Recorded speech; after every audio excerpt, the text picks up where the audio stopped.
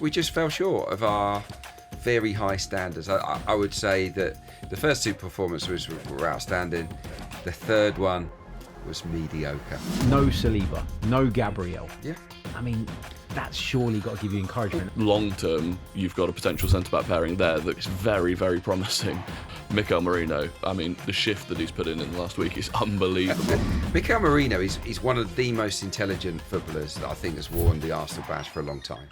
If we hadn't signed him, what would we have done this season? 70-something% of his goals have come from headers. Also, a massive majority of them have come away from home. When I was at Stamford Bridge on Sunday, to look around and see that reaction in a game that Chelsea have picked up a point in, that kind of gave me that reassurance that people take us seriously now. We turn up to places and people fear us. At the moment, Arsenal are recognised, I think, as being the most informed team on the continent. Maybe, in the world, really, that means, doesn't it? Just beaten Bayern Munich, who probably were that team.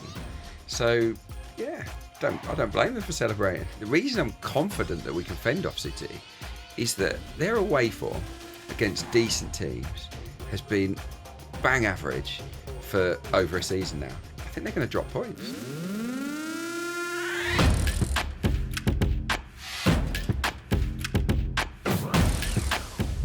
Hey everybody, I'm Harry Symeou. Welcome back to Inside Gooners, sponsored by talkSPORT Bet. New customers can get £40 in free bets when they spend £10. The details are on the screen now. It's been a massive week for Mikel Arteta's Gunners, and I'm delighted to say that joining me to break it all down is Rory Talks Football and the brilliant Adrian Clarke.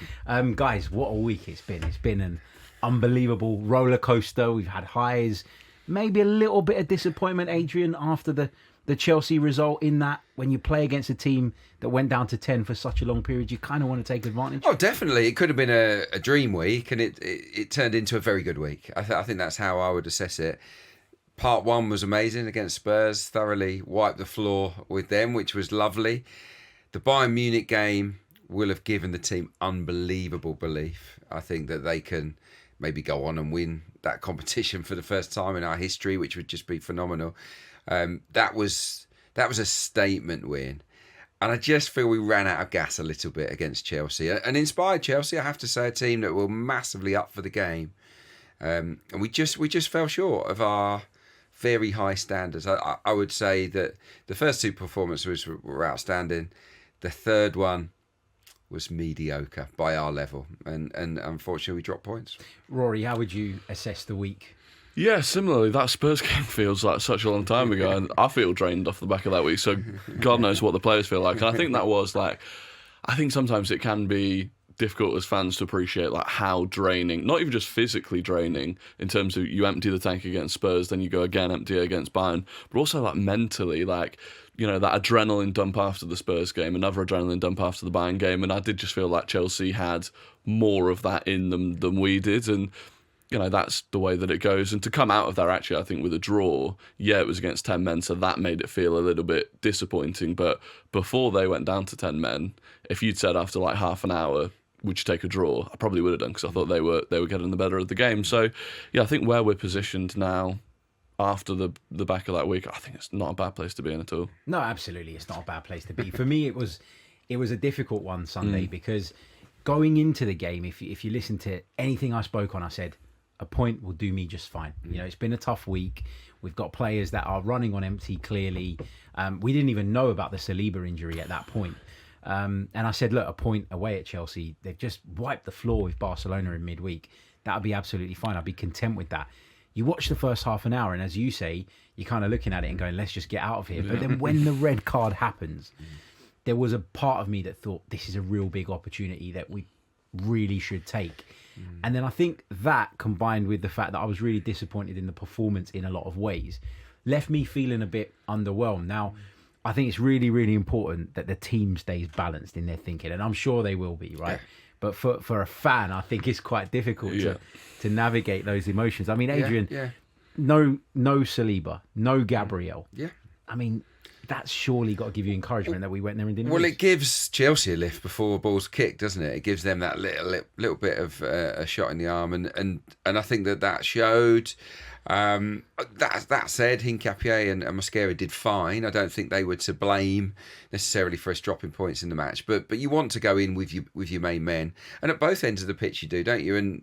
And obviously Gyökeres wasn't fit enough to start, and that he would have done had he been fit. So we were hamstrung definitely, but I have to say Marino again did ever so well. So that was another real plus point. The performance of him and the contribution. So no, look, we take it. We accept 2 points dropped, but I do see it as 2 points dropped rather than one gained because they were there, 10 men. I just felt we could have been braver. We had a lot of joy, sort of out wide. Obviously, the tactic in the second half was bring Miles Lewis-Skelly inside, have that overload in there, and bring maybe a Chelsea player infield, so that if they don't bring someone in, we control that area. If they do bring someone in, there's space out wide, and I felt out wide was where we really could hurt them. If you look at the chances in the game, they came from sort of 3v2 overloads down the sides. I wanted more of it because every time we put the ball into the box, I felt like Chelsea centre backs weren't very steady. So yeah, I see it as a missed opportunity, but it's by no means a disaster. Yeah, it was an interesting game, I think, tactically to break down. But Rory, let me get your thoughts on that Mosquera and Hincapié partnership, because we've heard from Mikel Arteta today that Saliba's absence is a matter of days now, which is a good thing. Good news, obviously. What did you make of the way the pair kind of handled the occasion? Because, I mean, if there's a game that you don't want to be thrown in for, this is probably in the top three, isn't it? Yeah, 100%. And I think individually we've watched them both come in and facilitate Saliba or Gabriel alongside Saliba or Gabriel. And I think in those situations they're fine. I felt there was a lack of leadership, and that's completely understandable, right? They'd started one game together before in the Carabao Cup. They would have had no time to prepare for starting together in this game. And I just felt at times you could tell that they were operating individually and neither one was kind of leading the other. And you saw it, Hincapié jumped into midfield a couple of times, got caught out in behind. That is completely to be expected. I think actually it's very, very promising that long term you've got a potential centre-back pairing there that can still only concede one at Stamford Bridge under that sort of pressure. So yeah, I think long term it's not a bad thing. It was just unfortunate that we go into the game without Saliba and Gabriel. Yeah, Mosquera, of course, was sort of partly culpable for the goal because he lost João Pedro for the wide free kick that João Pedro then sort of forces a save from David Raya from. That said, I think Raya comes off his line too far and panics and it concedes a needless corner. So that's a little minor mistake.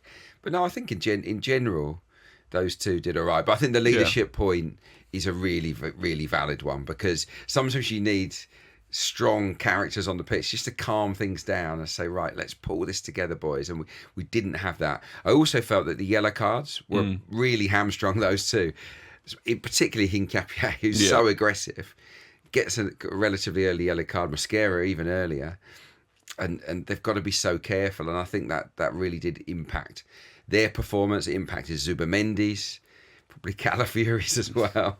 So yeah, it was circumstance didn't help. Yeah, I think there was I was sort of looking at it at half time and saying 3 of our back 4 are booked. Our defensive midfielder is booked. Like this isn't good. But I also look back on it. I thought Timber should have been booked as well for a challenge that he made when someone went past him down the left. He stuck his arm out and it wasn't even a free kick awarded. It was that kind of game though, wasn't it? I mean, can we just say I enjoyed that game? Like as in, it was a bit of a throwback. I like games with needle and a bit of edge. I did enjoy it in a funny kind of way, even though Arsenal didn't perform. I didn't enjoy Arsenal's performance. I kind of liked the match it became because it reminded me of the old days. I can't say I enjoyed a single moment of the game if I'm being honest. But going back to just quickly the Mosquera and Hincapié thing, do we agree that the distances between the defence and the midfield at times were too big? And is that in part, as you say, Rory, because there wasn't that leadership? There wasn't one of them to go, let's either get closer to the midfield and squeeze up or to rein the midfield back in. I'm sure if it was Big Gabby, for instance, he'd be bellowing out at someone, this gap is too big, get back, and sort of tighten things up. I felt tactically we were all over the place in that first 30 minutes. And I thought that made Mosquera and Hincapié probably look worse than they actually were. Yeah, and I think both off the ball and on the ball, there are times where, Gabby and Saliba will just really slow the game down.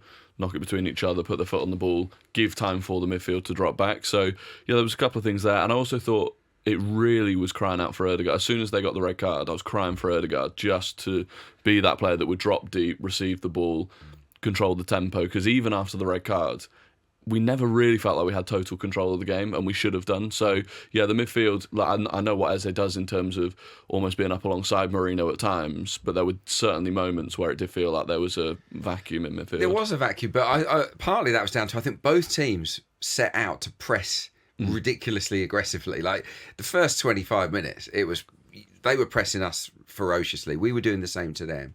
And obviously, when we go and press, the midfield have to go to a certain point, and that it means there's going to be a gap. That's the risk you take when you do it. And of course, the two centre backs are a little bit nervous because you've got real quickies out wide. I mean, obviously, João Pedro's not electric, but in Estevao and Neto, rapid. Yeah. So they couldn't go too far. So I think we took a gamble. Ultimately, it didn't hurt us, did it, in the game? But I think both teams had that policy, and it made for a pretty ferocious start to the game. Yeah, and like you said, once we were on those bookings as well, like that limits you in terms of that really aggressive press. You're limited because you can't go touch tight, because if they roll you once, that's it, you're off. So yeah, there were a few things that just, I think, made it difficult for us to kind of assert that control. It's interesting because I agree on the Ødegaard thing. I felt like it became a game for Ødegaard, and it probably was never a game really for Eberechi Eze, if we're being honest. No. There was no point in the game where I felt he was really in it, and it's not to criticise the player. We know what he is, and he's brilliant at what he does. But sometimes you just need to reach into the tool bag and get something else out, essentially, and that's what we needed on the day. Yeah.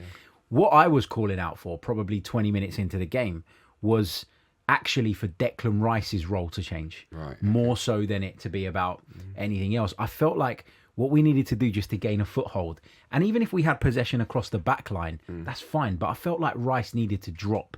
I know he's aggressive now, I know he wants to get up high, I know he wants to carry the ball down the left and all the rest of it, but I felt he needed to sit next to Zubimendi, especially once he went in the book, to kind of give us that stability that we could then play from. And if we lost a body in attack, fine. At that point, we just needed that, I think. Yeah. I looked at his pass map after the game, and the second half, obviously he did. He dropped between the centre backs. Yeah. Obviously, things changed. He played that sort of deep lying role. In the first half, he actually didn't have many touches in the final third by his standards. Like, he was more restrained than normal. But I do agree with you. Like, I think that he was trying to rein himself in a little bit as well. He knew what was needed. If you look at his pass map, there's a lot of passes in central areas compared to normal. And it was a case of needs must. Chelsea were really good. Yeah. Sometimes you just got to say, we're up against a team that's probably at the top of their game. They're pumped up for it like no other game. And you just got to get through it. And we could easily have won the game when you think about some of the chances that were spurned as well. So, Rice for me was still our best player. I don't know what you guys thought. I thought he was still the main man. That tackle inside the box early on in the game, was it on Neto? Neto megses him, doesn't he, inside the box, and then he makes a brilliant block. And then there was that run, the run where he did get forward. That was class because he wins the ball initially. Goes to Eze, and Eze plays an amazing pass, doesn't he, in between defenders for Martinelli, helps it onto Rice. So that was free-flowing football. Unfortunately, didn't see a lot more of that, did we, in the game? We talked about it maybe not being the game for Eze. Was it the game for Martinelli to come back in, Rory?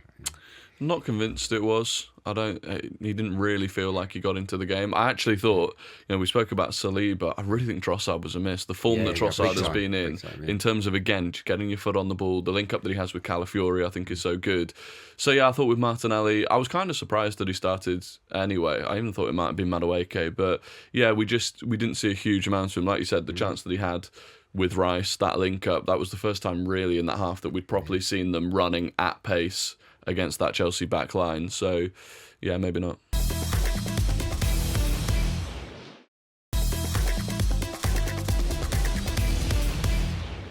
Madueke frustrated me when he came on. Me too. Yeah, me too. I felt like, in the lead up to the game, I, like Rory, thought he could start this one if Trossard's out. And I've actually quite enjoyed his performances when he's played on the left-hand side up until now.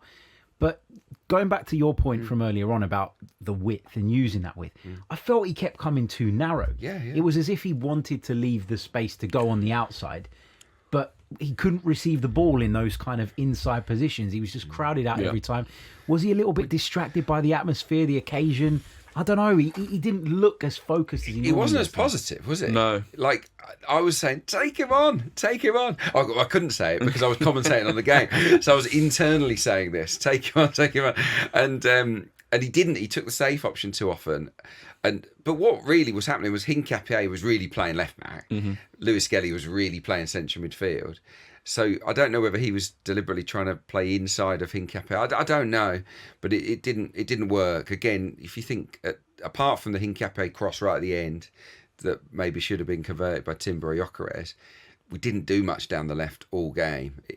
All of our better moments came down the other side, and I think a lot of that was to do with Ødegaard coming on, and basically Eza stayed pretty central, wasn't in the game. Ødegaard moved right and got into the game, and he forced us to play down that side, and I thought we caused them quite a lot of problems in that area of the pitch. Really, what do you do going forward now? Do you bring Martin Ødegaard straight back into the team? Because this almost kind of served as a timely reminder, actually, of how impactful Ødegaard can be. Because if you look at the last few weeks, Eze's been great, scoring goals. Nobody's complaining. I'm not saying we should complain now, but sometimes you can forget what Ødegaard brings to the team, can't you, when he's not in it? Yeah, 100%. I'd be bringing Ødegaard back in. I mean, we've only seen it for like half an hour, but Ødegaard and Eze in midfield together is an option for certain games. Brentford?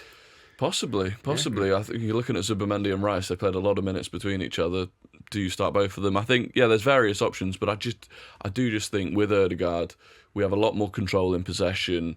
I feel like the volume of chances that we create goes up massively. If you're bringing Gyökeres back in as well, I actually thought in the limited time that we've seen them together, Ødegaard was really, really sort of focused on providing opportunities for Gyökeres. So I think now is maybe, and if they can both start against Brentford, a good opportunity to bring them both back in, because Mikel Merino, I mean, the shift that he's put in the last week is unbelievable.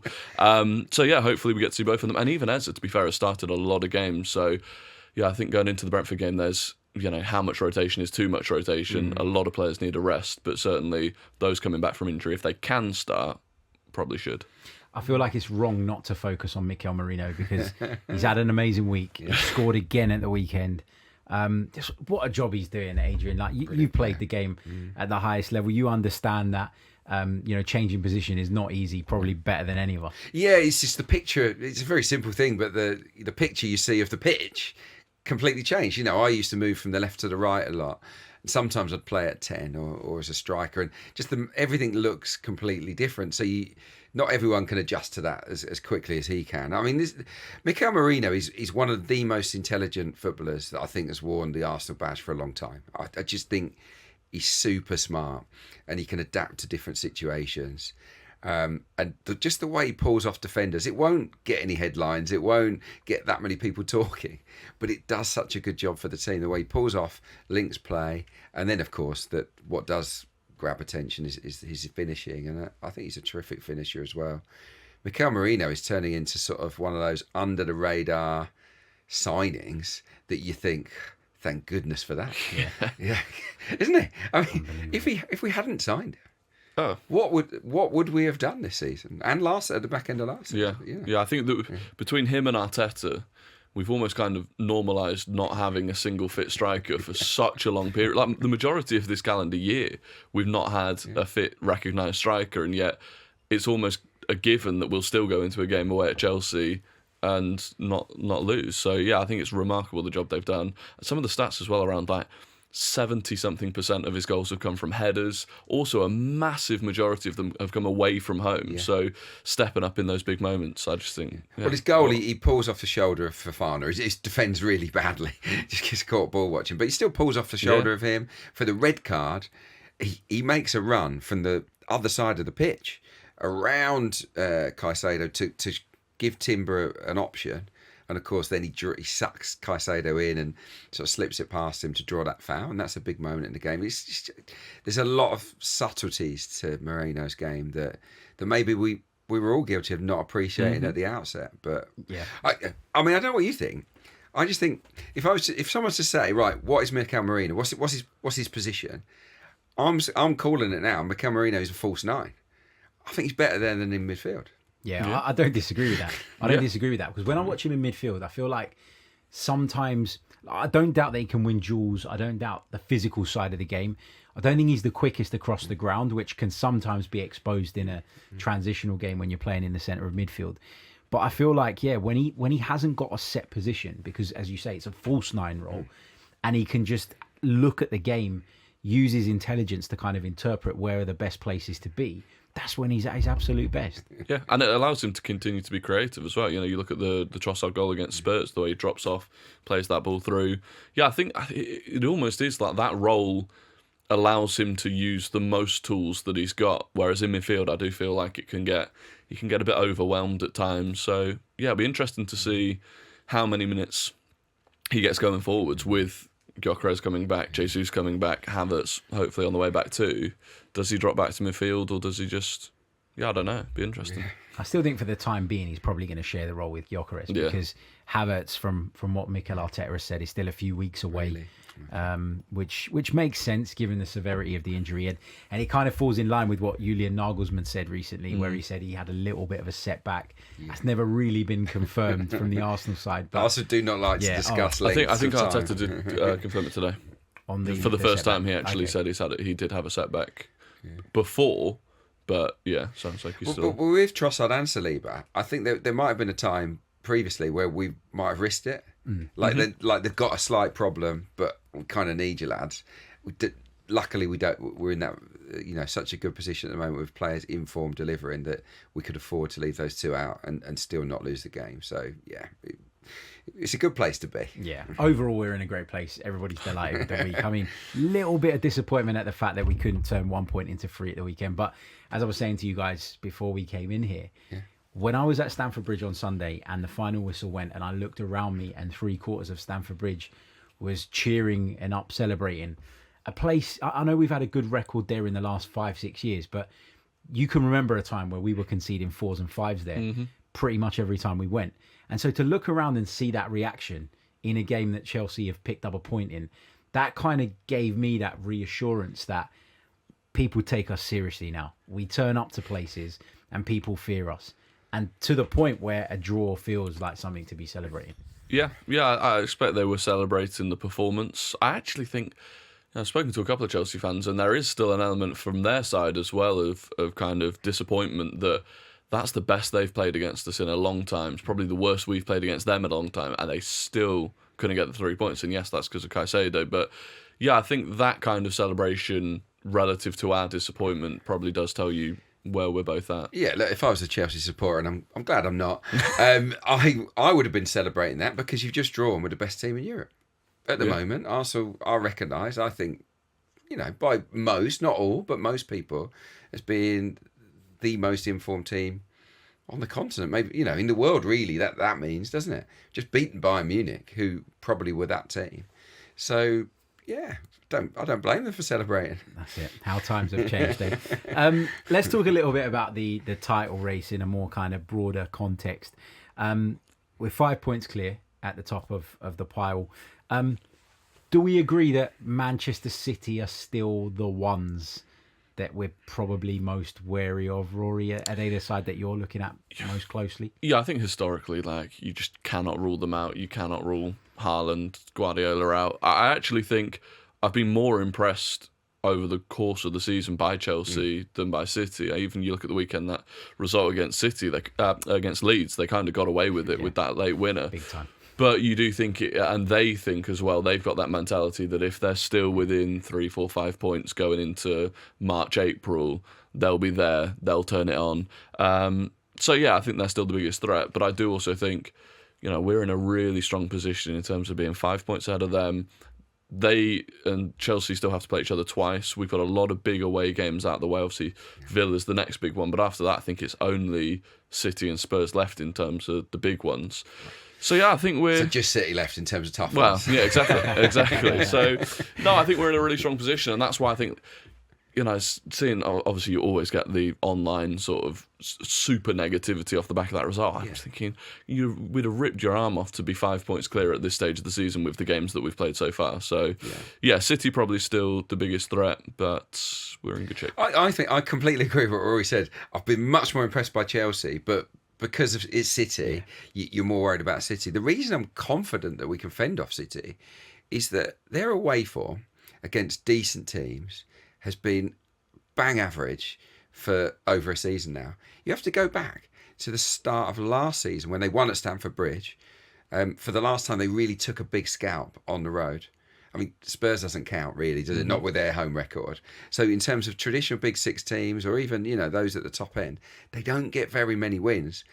If that changes over the next 2 or 3 months and they start to go to difficult places and win well, that's when we need to be really worried that City are properly back. But until I see them doing that, I think they're going to drop points. Yeah, I think they'll drop points as well. And I sort of watched the game at the weekend against Leeds, and I think that impacted in my view on the Arsenal game.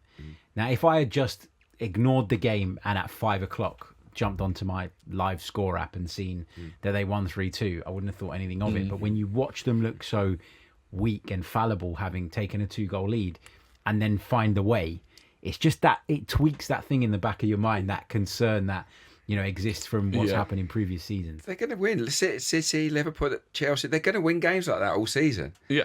But so are Arsenal. And we're not going to be brilliant and blow everybody away every week. There are going to be times where we have to grind it out and we nick a late winner, and then we're breaking their hearts. So it's the way it is. I think for Arsenal fans, we've just got to try and stay calm and not get too ahead of ourselves, and really not worry about what the other teams are doing. Because for me, this season isn't about what City do and Liverpool or Chelsea. It's actually about what we do, and it's about us getting to 90 points. It's like that is the finish line. Can we get there? Yeah. And we've never got there. We're not for many, many years. If we get there this year, we win the league. Simple as that.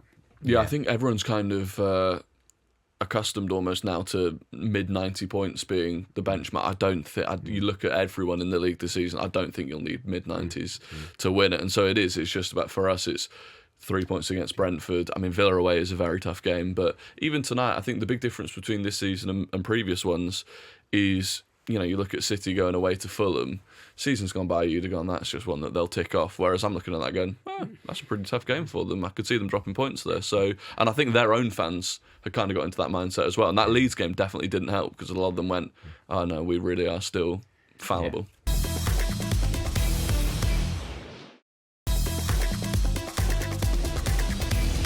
Also, like the thing to note is that pre the international break, we were 4 points clear of them. Now we're 5. And so if you had told me at the start of this really difficult run of games that we've faced, that we would have gained a point in terms of our lead, I would have taken that all day long. I would have said, let's just not lose anything, let alone extend it even further. So yeah, it's really interesting. And just on that point about focusing on us and worrying about us, I feel like I can see that in the players this season versus other seasons. I feel like I can see that in the manager. I feel like at times we have been over emotional, when we were first developing the team. And that's why the Chelsea game for me was so interesting, because what I saw from them was probably what I saw from us 2-3 years ago in terms of being a little bit too charged up and it costing you with the red card, the crowd being kind of really behind you for the first time in a while. There was a lot of similarities there. And I looked at Arsenal and I thought, we don't look phased by this, which is what I really We were like. quite calm, because it would have been easy to lose your head in that game and for someone to do something silly and then it gets 10v10 or to get wound up by it. But we did stay quite calm. It was quite mature. And I just looked at the faces of the players afterwards. They were absolutely miserable, weren't they? The lads. As they went to sort of applaud the fans in the corner, they were fuming at themselves because they were thinking, we should have won this game. And that's exactly what you want from them. Exactly. Jurien Timber actually went to the away fans, gave his applause, and then he walked shaking his head the whole way from that corner of the stadium to the tunnel. Yeah. Honestly, you're absolutely right. He was devastated at the fact we hadn't nicked it. Yeah, I don't know if he knew that he had taken it off Gyökeres's head right at the end there and he was shaking his head at himself. If he didn't, I'm sure Victor told him. So. Yeah, I bet he did. It's just so hard. Like, I've heard him criticised, but like he's in a position, he's got a free header himself. it's what is there, 40-odd thousand there? It's noisy. You're not really going to hear a shout. And if you think you've heard one, are you really going to duck? Are you really going to duck there and leave it? If you leave it and there's no one behind you, you think, oh my God, it's just, could have been the moment. Unlucky. So Yeah, it is unfortunate. Another week, another London derby for Arsenal to look forward to, taking on Brentford, of course, on Wednesday night at Emirates Stadium. Really, really important, guys. I'll come to you first, Adrian, that we get back to winning ways. But this isn't going to be an easy game, given the way Brentford have started the season. No, I'll tell you why it's probably a difficult game on paper. It's because stylistically they're quite similar to Sunderland, whereby they're really direct, and their game is built around counters, long balls, and putting the ball into the box from long throws and set pieces. And we have looked a little bit shaky. I don't think there's any denying that. I don't think we've completely nailed the art of defending wide free kicks and corners. I think there's room for improvement there. And obviously we're a little bit depleted with no Gabriel Magalhaes, maybe no Saliba for this game as well. So, yeah, they're awkward. Hopefully we can, cut them apart and create plenty of chances and score goals. But what they will aim to do, what they've done at home to the likes of, they've Liverpool, Man United, Newcastle, where they draw you in, they back themselves to defend, and then they go bang, long ball over the top to Sharda or to Igor Thiago, and then they make things happen. So we've got to be really aware of that, and I'm sure we will be. What would you do team-wise, Rory? Because it feels like with the games coming thick and fast, we've built this squad that we've all been lauding all season. Mm-hmm. Now's probably the time to use it. What would you do? Because, we are depleted in certain areas, and some of the choices that we might have made have almost been taken away from us as options. So is there anything that you're looking at and thinking this could be the day to tweak this or that? Yeah, it's really difficult, I think, to find the balance between rotating, which I do think we desperately need to do, and not over-rotating and costing ourselves. And, I think a lot of, as fans, we've almost been looking at this Brentford game at the end of that massive week going, Brentford, we can rotate. And I hope the sort of players don't get into that mindset of, it's Brentford, it'll be an easier game. But I think Timber definitely needs a rest. Ben White, if we can't use a Ben White in a game like this, do we actually have the depth that we're talking about? Same with Christian Norgard, I think has to come in for either Zubimendi or Rice. Because again, if not here, when are these players going to be starting games? I'm just worried for Norgard because he's had such little game time. Yeah. Like, is he going to be sharp enough against the Brentford team that they're totally match fit? This is the conundrum, because especially because having Hincapié and Mosquera, that's probably rotation that you've been forced to do that you might not have done otherwise. And suddenly, if you are taking out Timber and Rice and you're looking at it with Hincapié and Mosquera going, this is almost a Carabao Cup team at this point. I do think Erdegaard coming back in, Gyökeres coming back in, for me actually improves the team in that sense. So very difficult to figure out exactly what the right way to go about it is. I don't think I would take any of Zubimendi or Rice out. I think Rice is too important, especially against Brentford, that kind of physical team. And Zubimendi came off on about 57 minutes. True. I think he can. So he's got. There's an extra half an hour in there that we didn't use at Stamford Bridge. That would probably lead to me picking. I think the only change in midfield would be Erdegaard for Eze. But I could see Eze being moved out to the left, just to cause them a few headaches, because we're going to need creators in this game, because they will block up the spaces, and you're going to need a little bit of ingenuity, I think, to open them up. Maybe the pace approach won't work so well, because I don't think they're going to leave a lot of space for us. I don't think it's a game for Martinelli at the start. It would be a game for Trossard, but I don't suppose he'll be available. So it's a big selection, because Villa is huge. Villa away lunchtime on Saturday as well, so no turnaround time. Is it a game for Miles Lewis-Skelly? Because he came on at half time at the Bridge. I haven't been massively impressed with his last couple of performances, but the fact that of all the players on a booking, it was Calafiori that went off, does it suggest that maybe Calafiori is maybe carrying a little something, or hasn't quite recovered from the last knock?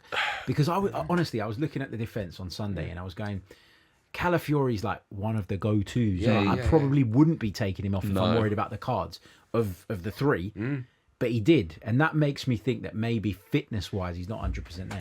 Possibly. I think there were a couple of things. I think you definitely had to take someone off from that back line. Having three of them on a booking would have been too risky.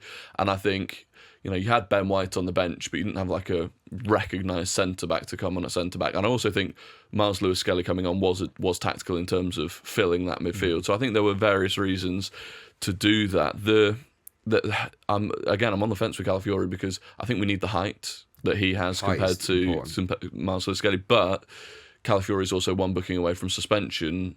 I think if he gets booked against Brentford, that's him out of the Villa game, where I think it'll be really important. So, yeah, again, it's a bit of a headache with that one. I probably would start Calafiori and gamble on him not getting a booking. He did only play 45 minutes, so in terms of freshness, I don't think it's too bad. But yeah, there's a lot of big decisions to make. Ouattara's a good player down that side as well. I think the Ben White thing, I don't know if I would. Like, I'm hearing you, but Kevin Schade, I think, is the quickest player in the Premier League. Like, he's as quick as Mickey van der Ven. Like, his stats are unreal. Yeah. And Ben White hasn't looked... He's not as quick as Timber, is he? And he hasn't looked that sharp. That would be a risky selection. But do you back yourself to dominate the game and you know, just go out and win it anyway? You know, it's a really tricky one, I think, this for Mikel Arteta.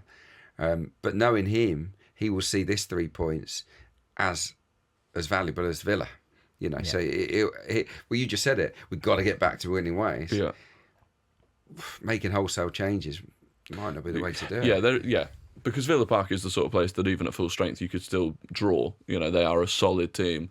So you do look at it and go, well, if you rotate heavily against Brentford, draw, and then you still draw at the weekend, then you've dropped 4 points. So yeah, I think the one good thing is that Brentford, A, their away form is terrible. I think they've lost 5 out of 6 Premier League away games this season. And B, they're not as accustomed to playing every 3 days. I think they put a shift in against Burnley. I think Igor Thiago came off at the end with a knock. So, you know, I do think we should be winning the game. It's just about, you know.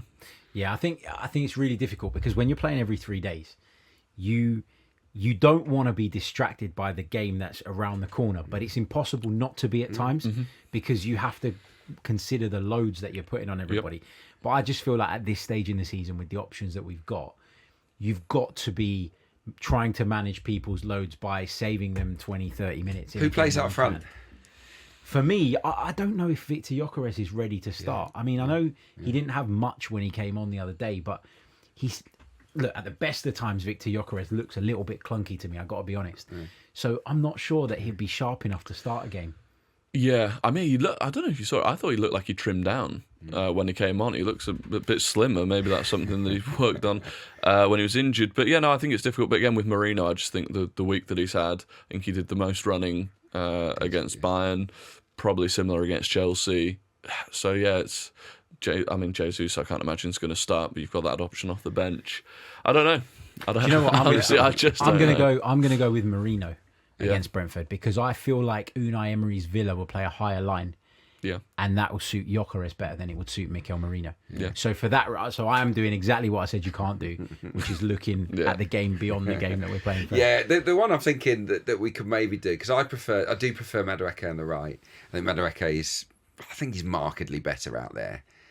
I think it might be an opportunity to give Bukayo a breather and just leave him to the last half hour. I think Madueke can get the better of the Brentford left back and help us in this game. That might be one that we can definitely rotate because we will want Saka at Villa Park.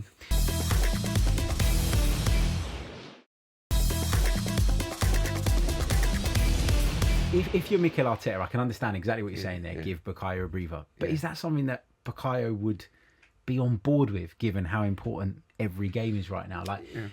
Mikel's talked about Gabby before, Big Gabby. When I tell him he's not played, he'll kick my door down. He wants to play.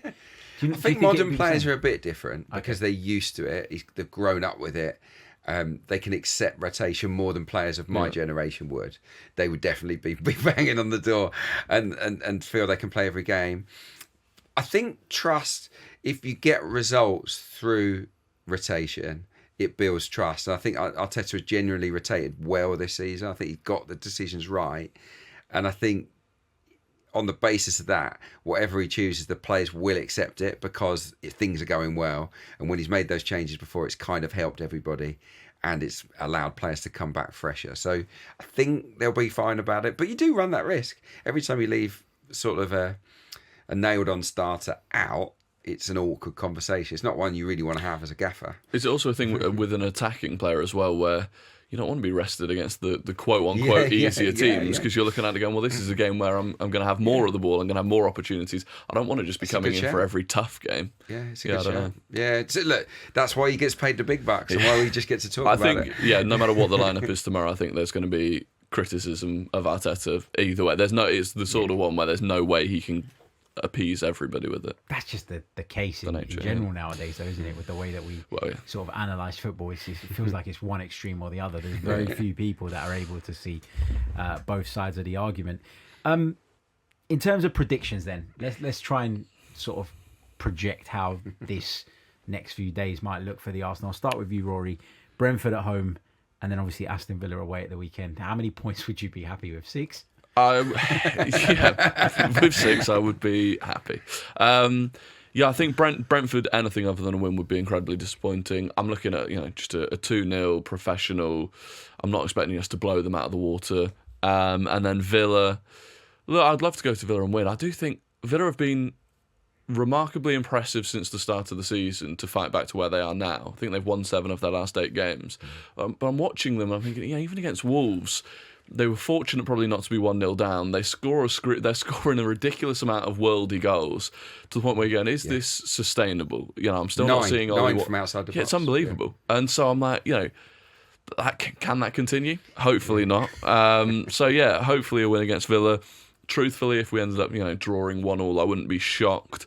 It wouldn't be the complete end of the world. It would be another tough away game out of the way. But you're looking at, if you're putting your foot down on the rest of the Premier League, going 6 points is big. Yeah. I wrote a piece on Villa last week, or was it this week? No, last week. They're on course to smash all records for goals from outside the box. Their success rate from them is unreal. So don't let them shoot. Close them down on the edge of the box is definitely going to be one of the messages. I see this week as being a bit of a grind, but us maybe producing 2 clean sheet wins. I think that would be the dream scenario, and it's one I can see unfolding. I think Brentford can make it awkward, but surely we've got enough to win. Maybe 2-0, maybe 3 if we put our foot down. Villa 1-0. It screams 1-0 to the Arsenal to me. They aren't scoring very many goals at all. They're not creating very many chances. Their expected goals figures are rotten, really. Morgan Rogers is the obvious threat, of course he is. But I think we can keep a clean sheet at Villa. It's just, can we break them down? Unai Emery's awkward, we know that. But yeah, so I'm going to go 3-0, and then 1-0 at Villa Park. I would take that. Do you know what it is with me?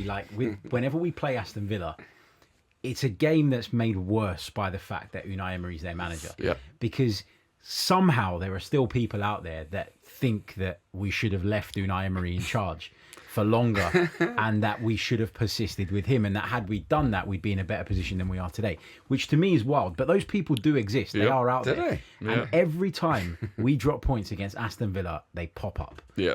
And we have to hear it. And I'm not interested in the whole Unai Emery got out-tacticked Mikel Arteta on the day. I just don't want to hear it. No. So it's a game that I just want us to win, get out of the way and move on. He's shrewd and he's a good tactician, but he's not an Arsenal manager. No, exactly. And Arteta he's proved to be an absolutely inspired decision to give him the job. What a risk it was. He'd never been a gaffer before, and look where we were. Absolute shambles, really, to where we are now. I've said it earlier in the show, the best team in Europe right now.